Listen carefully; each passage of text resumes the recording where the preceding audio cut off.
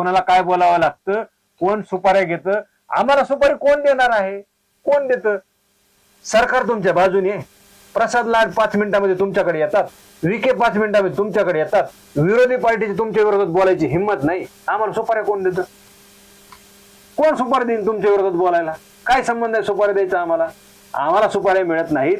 तुमचा जो योद्धा आहे ना, बनावट योद्धा, संघर्ष योद्धा, तो लोकांकडून सुपाऱ्या नाही, तो असे गट्टे घेतोय आणि ते गट्टे येणाऱ्या काळामध्ये उघड होतील. काही प्रमाणामध्ये त्याच्या साथीदारांना कशा जमिनी घेतल्यात हे गट्टे स्वरूपामध्ये ते उघड झालेलं आहे आणि त्यांनी 1 to 1 चर्चा करावी आमच्या सोबत. मी आज या ठिकाणून मनोज जरांगे यांना चॅलेंज करतो, जसं अमोल खुनेन चॅलेंज केलं, संग्राम धनवे सोबत 1 to 1 करा. तुमच्यात हिंमत असेल ना, जागा, ठिकाण, वेळ कुठेही ठरवा, संग्राम धनवे सोबत 1 to 1 करा. तुमच्यात हिंमत असेल तर पत्रकार परिषद लाईव्ह घेऊ, जसं लाड सोबत तुम्ही बसतात ना तसे माईक ठेवून माझ्या चॅनलवर मुलाखत घेऊ. मनोज जरांगेने माझ्या प्रश्न उत्तर द्यायची, तिथून पुढे मनोज जरांगेंवर टीका करण्याचं सोडून देईल. हे उपोषण त्याच्यासाठी ना. मनोज जरांगेच काय म्हणतात की माझ्या मराठा समाजाच्या 7-12 कमी व्हायला लागल्या, हे दुसरे लोक जमिनी घ्यायला लागले. अरे बाबा, जमीन कुणाची घेतली? पांडुरंगनी 49 एकर जमीन घेतली ना अंतरवालीमध्ये, त्याच वंजारा समाजाची घेतली ना. तुम्ही काय म्हणतात की महामराठा समाजाच्या 7-12 दुसरे लोक घ्यायला लागले, एक विशिष्ट जातीचे घ्यायला लागले.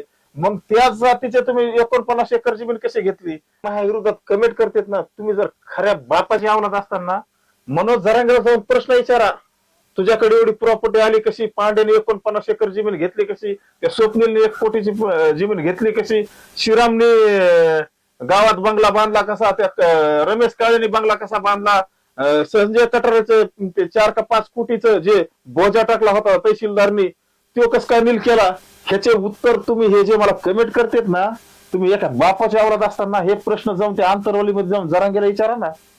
हा, प्रसाद लाड काय म्हणले, मला लघवी आली. मग ते लघवीला गेले, मग ह्याचं काय काम होतं पाठीमागे जायचं? त्या गंग्याचं काम सांगायचं ना, काय डील करायची, केवढ्याची करायची, कसं करायचं, काय करायचं. गंग्या होता ना तिथं, सांगायचं नाही तर पांडुला सांगायचं. अरे नुसत्या ढिला करू समाजाची वाट लावली ना. आणि थलपती समाज मी म्हणतोय थलपती महाराष्ट्राचा, अरे ह्यो डिलपती, थलपती ना ह्यो डिलपती, नुसत्या डिलाच करतोय समाजाचा जीव. सगळ्यात मोठा कलंक हा मनोज जरांगे समाजाला लागलेला आहे आणि हे समाजाला एक दिवस कळन. फक्त त्या टायमाला वेळ निघून गेलेली असेल. पण मला काय वाटत नाही बाबा, इथून मागे जेवढे आरक्षणाच्या चळवळीत मोठे झाले ना, ते आहे का त्यांच्या हिशोबानेच राहिले. पण मला वाटत नाही महाराष्ट्राचा समाज, महाराष्ट्रात नाही भारतात सुद्धा राहून देणार नाही या माणसाला. त्याला दुबईला नाही तर तिकडे आहे का इराकला राहायला जावं लागेल. मराठी महाराष्ट्रामध्ये आपल्या सगळ्यांचं स्वागत आहे. पुन्हा अमोल खुरेंकडे मी आलेलो आहे आणि प्रसाद लाड आज येऊन गेले. प्रसाद लाडांनी मनोज जरांगे यांचं म्हणणं ऐकलेलं आहे आणि ते शासन दरबारी मांडणार आहेत. खरं तर हा सगळा प्रकार जो आहे ना, तो पूर्णपणे हास्यास्पद आहे. मी वारंवार सांगत आलेलो आहे, गोरगरीब साध्या भोळ्या मराठा समाजाला वारंवार गंडवलं जात आहे.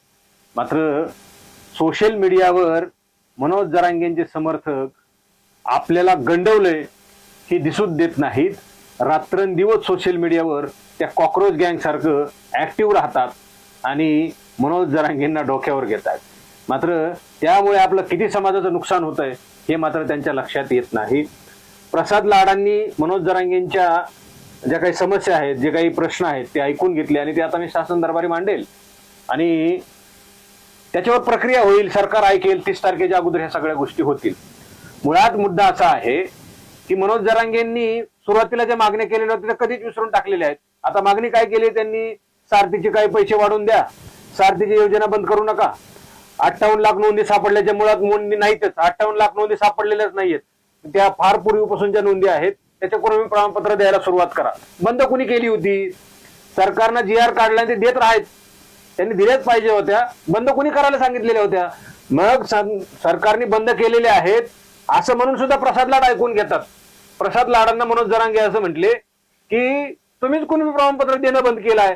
म्हणजे अधिकारी आम्हाला स्पष्ट सांगतायत की फडणवीस सरकारनं फोन करून सांगितलंय प्रमाणपत्र मराठ्यांना द्यायचे नाहीत, असं प्रसाद लाडांना 1 to 1 असं समोरासमोर बसून सांगतात आणि प्रसाद लाड ऐकून घेतात. हो, आम्हीच बंद करायला सांगितलं होतं, आता आम्हीच चालू करायला सांगतो. ही सगळी त्यांची भूमिका होती.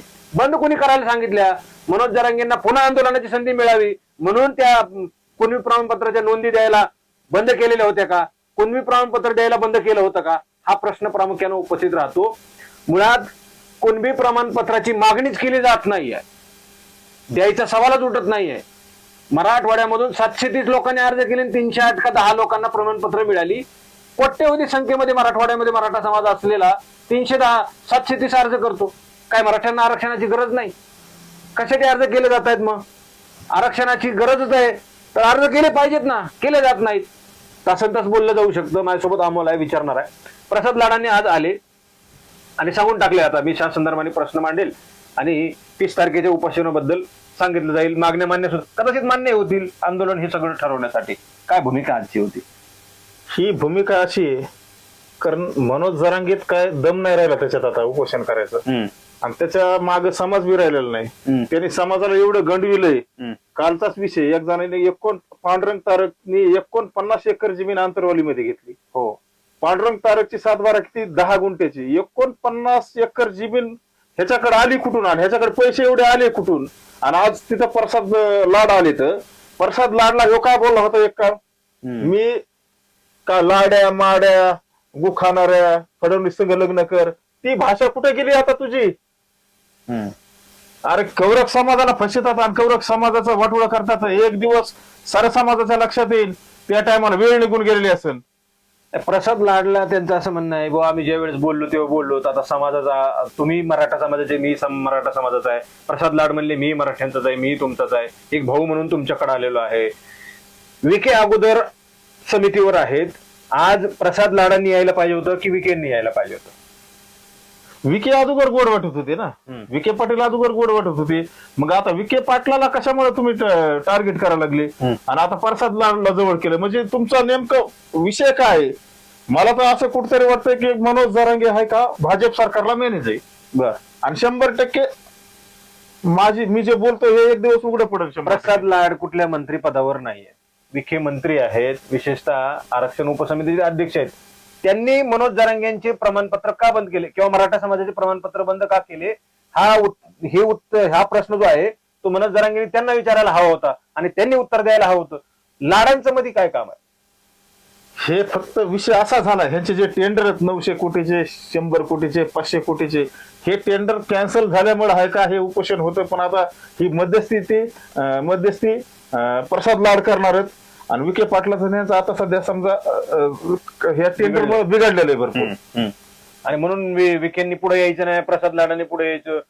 टेंडर जे आहेत त्यांचे पुन्हा कार्यान्वित होतील, रद्द झालेले पुन्हा तयार होतील, ह्यासाठी एकड सगळं उपोषण आहे. हे उपोषण त्याच्यासाठी ना.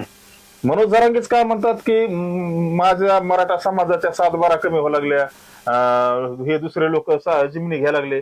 अरे बाबा, जमीन कुणाची घेतली? पांडुरंगनी 49 एकर जमीन घेतली ना आंतरवालीमध्ये, त्याच वंजारा समाजाची घेतली ना. तुम्ही काय म्हणतात की महामराठा समाजाच्या 7-12 दुसरे लोक घ्यायला लागले, एक विशिष्ट जातीचे घ्यायला लागले. मग त्याच जातीचे तुम्ही 49 एकर जमीन कशी घेतली? अरे कौरक गंडीवतात समाजाला. आणि एक आहे ते स्वप्नील तारक म्हणून, त्याने सुद्धा 1 कोटीची जमीन घेतली आंतरवालीमध्ये. अरे तुमच्याकडे पैसे कुठून आले? तुमच्या पॅन्टीला ठिग लावायला दोरा नव्हता तुमच्याकडे, डायरेक्ट एकदम तुमच्याकडे प्रॉपर्टी आल्या कस काय? हे गांडवायचे धंदे सोडून द्या. आणि तुम्हाला आता सांगतोय, तुम्ही जर खरे एका बापाची अवलाद असताना, एका बापाचीच अवलाद असताना, तर माझ्या संग नार्को टेस्टल आणि SIT सामोरे जाताना कौरक पांघरून घेता तर समाजाचा चोट्टे हो.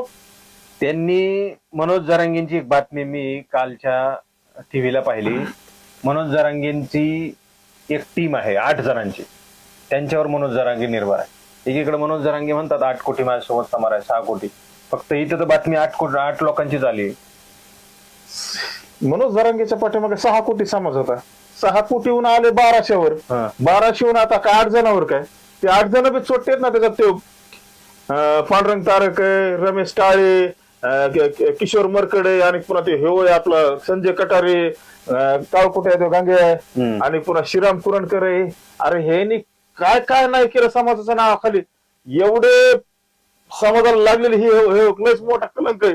समाजाला ज्या दिवशी समाजाला कळलं त्या दिवशी समाज ह्यांना आहे का भोंगळ करू आहे का रस्त्यावर ह्यांचे काताडी सुलं मारेन समाज.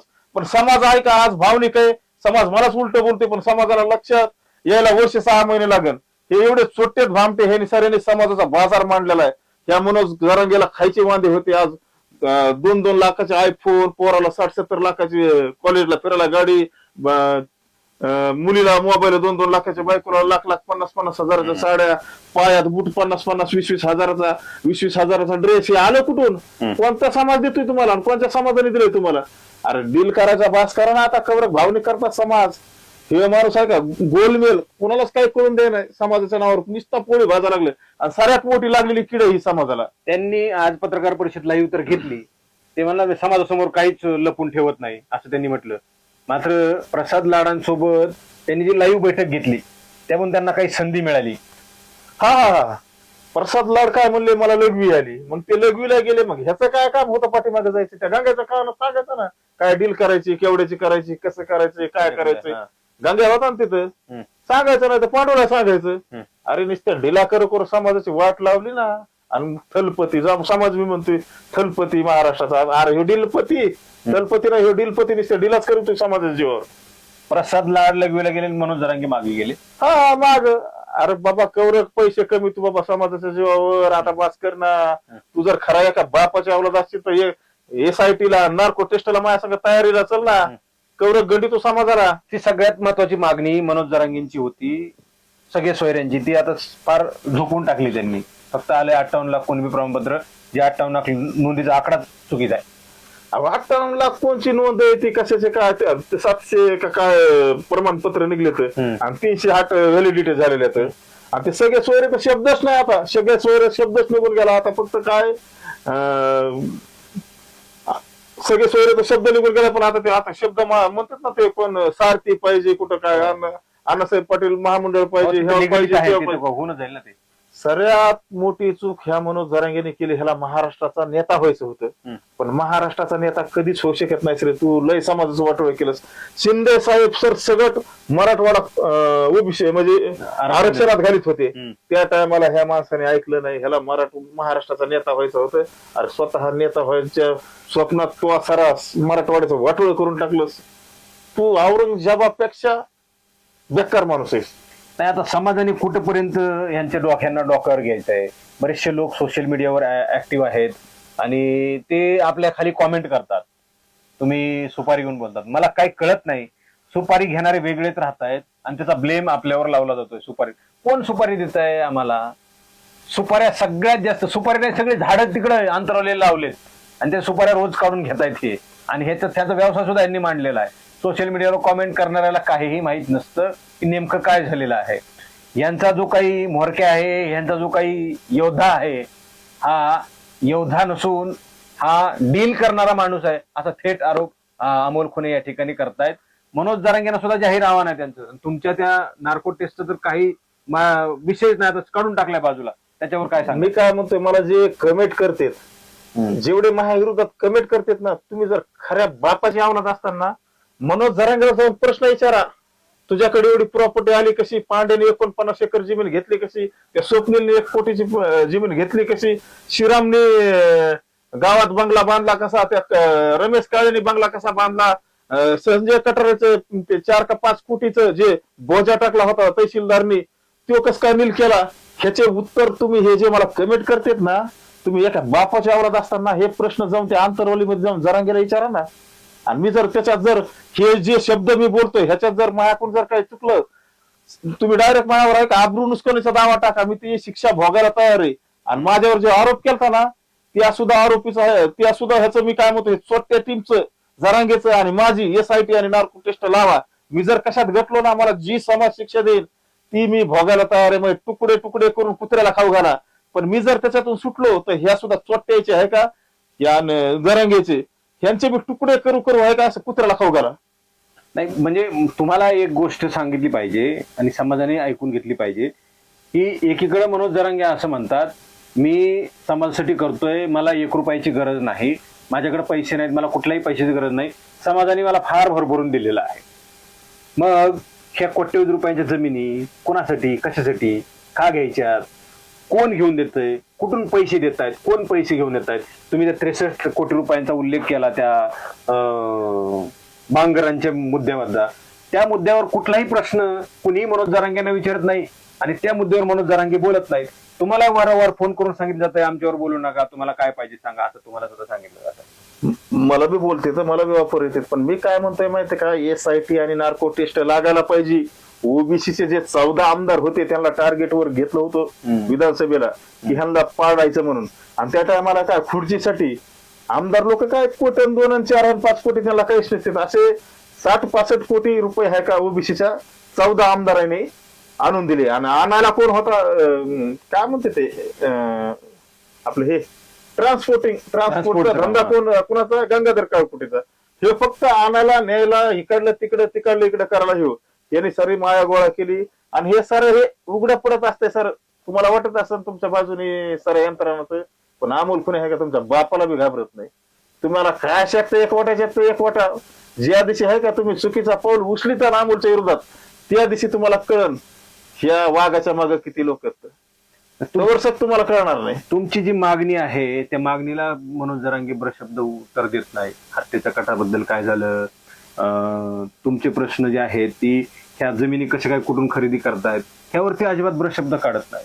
मग मी तेच म्हणतो ना, पांड्याला 10 गुंठे जमीन होती, पांड्याकडे 49 एकर जमीन आली कशी, आणि हे नुसतं उघडं पडले अंधारात. ह्यांचे किती काळे बाजारे असते, कुठे फ्लॅट असते ना, कुठे कशी घडगणचे प्रॉपर्टी कोणत्या देवस्थानाच्या नावाखाली कशी टाकली असेल काय, हे सर्व जनतेसमोर कवा येईल माहिती का, ज्या टायमाला सरकार SIT आणि नार्को टेस्ट लावेल. आणि एक दिवस आहे का लागणार, SIT आणि नार्को टेस्ट लागणार, कारण सरकार बदनाम होईल जर SIT नार्को टेस्ट जर नाही लावली. हे चोट्टे आहे का साऱ्या महाराष्ट्राला कळलं येतं यांनी काय काय केलंय काय नाही. अहो नुसतं ओपन झालंय तर ज्याला ह्या 10 गुंठ्यावरला हे 49 एकर वर गेलाय, मग असे किती मोठी लाभार्थी टोळी. अहो ज्याच्या घरावर आहे का पत्र ताडपत्र टाकले होते त्याचे आज कोट 2-2 कोटी रुपयाचे बंगले झाले कसे, हे बी समाजाने विचारायला पाहिजे ना. मलाच बोलतात पैसे देत असतील यांना, कोण पैसे देतात, कशामुळे देत असतील पैसे, हे सरकारवर दबाव आणायचं. आमची भोळी बाबडी समाज आहे, मराठा समाज भावनिक तवास होतो, मग समाजाला कुठेतरी पेटवायचं आणि स्वतःच्या पोळ्या भाजून घ्यायच्या. सगळ्यात मोठा कलंक हा मनोज जरांगे समाजाला लागलेला आहे, आणि हे समाजाला एक दिवस कळन, फक्त त्या टायमाला वेळ निघून गेलेली असेल. पण मला काय वाटत नाही बाबा, इथून मागे जेवढे आरक्षणाच्या चळवळीत मोठे झाले ना ते आहे का त्यांच्या हिशोबानेच राहिले. पण मला वाटत नाही महाराष्ट्राचा समाज, महाराष्ट्रात नाही भारतात सुद्धा राहून देणार नाही या माणसाला. याला दुबईला नाही तर तिकडे आहे का इराकला राहायला जावं लागेल. ह्या सगळ्या गोष्टी आपण जर पाहिल्या बारकाईनं, आरक्षणाचा मुद्दा सुटला पाहिजे त्यामध्ये दुमत नाही. मात्र आरक्षणाचा मुद्दा कायदेशीर लढाई लढली पाहिजे. या सगळ्या गोष्टी करून रस्त्यावरची लढाई लढवून, म्हणजे रस्त्यावरची लढाई सुद्धा लढली पाहिजे, मात्र ती रस्त्यावरची लढाई वेगळ्या पद्धतीने घेऊन जाऊन समाजाला गंडवण्याचा हा सगळा प्रकार आहे. तुम्हाला जर आरक्षणच मिळवायचं आहे तर वारंवार उपोषण कशाला करायची, आणि उपोषण करून सरकारला सांगून त्यांच्या म्हणण्यावर पुन्हा ऐकून का घ्यायचंय. तुम्ही वेळोवेळी सरकारला वेळ देऊन सरकारकडून काही गोष्टी पदरात पाडून घेण्याचा प्रयत्न करण्यापेक्षा तुमच्याच सोबत असणाऱ्या टोळीच्या पदरात तुम्ही काही पाडून घेतलेला आहे. समाज मात्र तसाच उपाशी राहिलेला आहे. मग तेच झालं ना, झाले ना 9-10 उपोषण झाले, 2दा गुलाल उधळला, एकदा वाशीमध्ये एकदा मुंबईमध्ये. अरे सगळ्यात मोठा अपमान मराठ्याचा कुठं झाला माहितीये का, वाशीमध्ये. दुसरा अपमान झाला आझाद मैदानावर. काय नाही भेटला बाबा समाजाला, उपोषण करू कवरक समाजाला गंडवायचं असं सोडून दिला बाबा. आता समाजाचं लय वाटोळ झालंय. मी काय म्हणतोय, घुसले असते 10-5 हजार महाराष्ट्रातले कुणबीमध्ये, पण बाकीच्याने काय करायचं. गेलं ना EWS आरक्षण गेलं, ECBC गेलं, शिंदे साहेब अख्खा मराठवाडा आरक्षणात घालत होते त्या टायमाला ओबीसी मध्ये. पण ह्या माणसाला मराठवाड्यापुरता नेता राहायचं नव्हतं, महाराष्ट्राचा नेता व्हायचा होता. अहो लय अवघड झालं समाजाचं. समाजाला लय कळून विनंती, या माणसावर भरवसा ठेवू नका, हे एक दिवस उघडा पडणार आहे. त्याला सरकारच चालित आहे सध्या, पण हे उघडा पडल. ओबीसींचं किंवा मग इतर राजकीय नेत्यांचं काही प्रमाणे सांगितलं गेलं तर मनोज जरांगेंना शरद पवार चालवतायत, ठाकरे चालवतायत असा आरोप होता. तुमच्या दृष्टीनं मनोज जरांगेंना कोण चालवतात, कोणाच्या म्हणण्यावर ऐकतात मनोज जरांगे? माझं म्हणणं काय माहिती का, सरकार हे आपले पवार साहेब बी चालवत नाहीत, आणि उद्धव ठाकरे बी चालवत नाहीत. त्या माणसाला सरकारच चालित आहे. कारण आहे का, हे 100% आहे का, ग्रामीण भागात सराला माहित झाले, आणि माझ्याकडे चांगले व्यक्ती येतात, त्यांनी मला सरांनी सांगितलं ह्याला सरकारच चालित आहे. सरकार ह्याला काय करायचं, ओबीसी मराठावाद पेटून द्यायचा स्वतःच, पोळ्या भाजायच्यात, बाकी काय नाही. ओबीसी आता हे साऱ्याच्या लक्षात आलंय, ओबीसीच्या लक्षात आलंय, मराठ्याच्या लक्षात आलंय. हे फक्त आहे का भावली? भावली कशी असते? ते आहे ना एक गाणं आहे ना कोणतं तरी, एक तमाशा असतो बघा, ग्रामीण भागात पहिले तमाशे व्हायचे. जे जास्त पैसा फेकीन त्याच्या गाण्यावर नाचायचं. तसा खेळ आहे, जिकडून माल येईल तिकडे नाचायचं आपलं. मनोज जरांगे तसं करतायत. हा ते पैसे जे जास्त उडवेन त्याच्या समोर जाऊन नाचायचं. हा तेच धंदा आहे, बाकी काय असं सगळं चाललेलं आहे. 100%. म्हणजे आजच्या कंडिशनला काय झालेलं आहे मला शेवटी जाता जाता सांगायचं आहे की कधी काळी मनोज जरांगेंना मनोज दादा जरांगे पाटील साहेब असं म्हणावं लागायचं, मंत्री असं म्हणायचे. आज मात्र मनोज जरांगेंना या पृथ्वीतलावर इतका खालच्यातला खालच्या शब्द सध्या लोक वापरतायत. हा स्तर कसा घसरलाय? एक काळ असा होता, मनोज जरांगेच्या जर विरोधात कुणी जर कमेंट टाकली तर त्या पोराला आहे का तिथं जाऊन आहे का त्याच्या तोंडाला काळे लावायची नाही तर किंवा हानमार करायची. पण आज ती वेळ नाही राहिली. आज 90% एवढ्या खालच्या पातळीच्या कमेंट कशामुळे चालल्यात? सर उघडं पडलं ना. हा, तुम्ही बनावट निघलात तुम्ही. सर तुमचं उघडं पडलं तांब पितळ. आता मला बी कमेंट करतात काही तुमच्यात जर खरी धमक असेल ना कमेंट करणाऱ्याला, अमोल खुने आहे का एवढा सोपा नाही. तुमच्यात खरंच धमक असेल ना मनोज जरांगेला जाऊन प्रश्न विचारणार आहे. पांडुरंग तारकने 49 एकर जमीन कशी घेतली, स्वप्नील तारकने 1 कोटीची जमीन कशी घेतली, संजय कटारेचं 5 कोटीचं बोजा वाळूचा कस काय सरकारने नील केला, त्या रमेश काळेने 2 कोटीचा बंगला कसा बांधला, त्या किशोर मरकडनी कस काय एवढं छापिलं, त्या सुदाम मुकनेने कस काय गाडी घोडी बंगला पिंगला कस काय झालं, त्या श्रीराम कुरणकरनी कस काय 1.5 एकर वारला एवढा मोठा झाला, 1.5 एकर वाल्याला 2 कोटीचा बंगला गावात रानात फार्म हाऊस, हे आलं कुठून? हे प्रश्न समाजाने कुणाला विचारायला पाहिजेत मनोज जरांगेला जाऊन. आणि तुम्ही मला कमेंट करतात होय, अरे तुम्ही कमेंट करतात आज पण उद्या तुम्हाला एवढा पश्चाताप होईल त्या गोष्टीचा. तुम्हाला आहे का माझ्यापाशी येऊन आहे का तुम्हाला लाज वाटेल मला अमोलच्या विरोधात आपण बोलून लय मोठी चूक. तुम्ही उपोषणाची तारीख आता मनोज जरांगे कदाचित म्हणजे हे जसं तुम्ही सांगितलंय तसं ठरवून असू शकतं. तुम्ही आंदोलनाचा इशारा द्या, तुमच्या ज्या काही मागण्या त्या आम्ही टेंडर प्रक्रिया ज्या आहेत त्या थांबलेल्या त्या करून देतो वगैरे सगळं, आणि 30 तारखेचं उपोषण कदाचित पोस्टपोन होऊ शकतं, थांबवू शकतं सगळं. आणि ते थांबल्यानंतर तुम्ही उपोषणाला निवेदन दिलेलं आहे, तुम्ही उपोषणाला बसणार आहात का? मी 100% उपोषणाला बसणार आहे. म्हणजे मनोज जरांगे थांबले तरी तुम्ही बसणार आहेत? मी बसणारच आहे. कारण काय माहितीये का, माझ्या समाजाचं ईडब्ल्यूएस आरक्षण गेलं, एसीबीसी गेलं, यांचे सगळे स्वैर शब्द बी कुठे गेला आता काय ते 4-3 फार-3 काय ते तिसरं डायला खात्यात. मग माझ्या समाजाने काय करायचं? असला भूलथाप माणूस भेटला समाजाला, ह्याला लय उंचीवर नेलतो समाजाने, पण एवढा स्वार्थी मला संपवायला बीड जिल्ह्यातला एक नेता संपवण्यासाठी ह्याने मला बळीचा बकरा केला. पण ह्याला काय माहिती अमोल खुने पशीच आपण सर घडलेलो आणि हे चोट्या टीमला माहित नाही. अरे अमोल खुने तुमचा सराचा बाप आहे बेटा. हो तुमच्याकडे आहे का तुमचा 1 दिवसाचा खर्च आहे तर अमोलची सारी पुरापोटी बी नाही, पण अमोल तुमच्या बापाला बी भेट नाही. तुम्हाला काय एक शक्ती आहे कोट्याच्या वटा, तुमचे काय मंत्री पक्षे फिक्षे सत्ता तुम्हाला काय हालायची तेवढे हाला.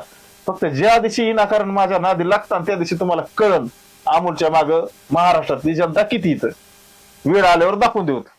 खूप खूप धन्यवाद अमोल.